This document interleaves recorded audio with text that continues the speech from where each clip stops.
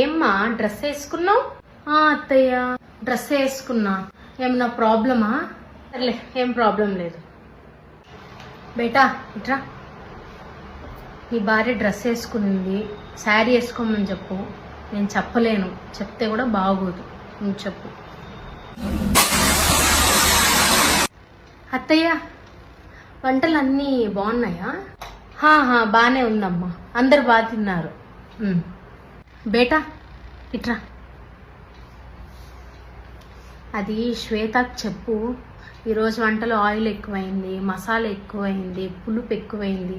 మీ అత్త అడిగింది ఎవరు చేసినారు అని, కొంచెం తగ్గిమని చెప్పు.